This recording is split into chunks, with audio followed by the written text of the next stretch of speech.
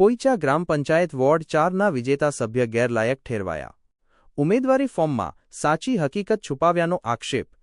2 કરતાં વધુ બાળકો હોવાનો પુરાવો નાગરિક સોમાભાઈ પ્રજાપતિ દ્વારા રજૂ. તાલુકા વિકાસ અધિકારી સમક્ષ ફરિયાદનો કેસ ચાલતા નિર્ણય. ગુજરાત પંચાયત ધારા 1993 કલમ 32 મુજબ કાર્યવાહી.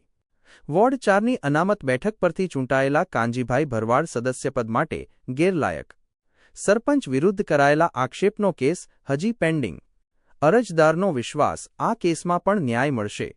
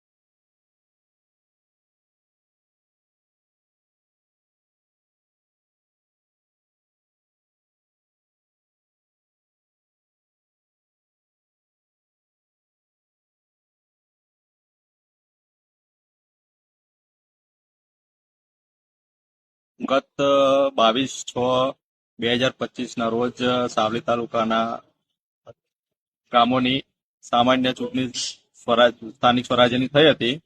તેમાં પોઈચા ગ્રામ પંચાયતની સરપંચની ચૂંટણી પણ હતી. એમાં સરપંચના ઉમેદવાર અને વોર્ડ નંબર 4ના ઉમેદવાર શ્રી કાનજીભાઈ દેવાભાઈ ભરવાડ બંને ઉમેદવારોએ ખોટા ડોક્યુમેન્ટ રજૂ કરી, ખોટું એકરારનામું રજૂ કરી અને ઉમેદવારી નોંધાવી હતી અને બંને વિજેતા થયા હતા. તે બાબતે મેં તાલુકા પંચાયત ટીડીઓ તાલુકા વિકાસ અધિકારી સાહેબને અરજી કરી હતી બંનેના ગેરલાયક ઠેરવવા માટે. મારા વકીલ શ્રી જમીનભાઈ શેઠ દ્વારા એમના મારફતે અરજી કરાઈ હતી અને ડોક્યુમેન્ટ વગેરે રજૂ કરતા આજ રોજ તારીખ 3/12/2025 રોજ સાવલી તાલુકા પંચાયતના તાલુકા વિકાસ અધિકારી શ્રી પ્રજાપતિ સાહેબે રસ દાખવી અને વોર્ડ નંબર 4ના ઉમેદવારને ગેરલાયક ઠેરવી અને તેમનું સભ્યપદ રદ કરતો હુકમ કર્યો છે આજે. અને બીજી પણ એક મારી અરજી જે સરપંચની છે ખોટા ડોક્યુમેન્ટની, એનું પણ મને સચોટ નિર્ણય મળશે એવું મને લાગી રહ્યું છે.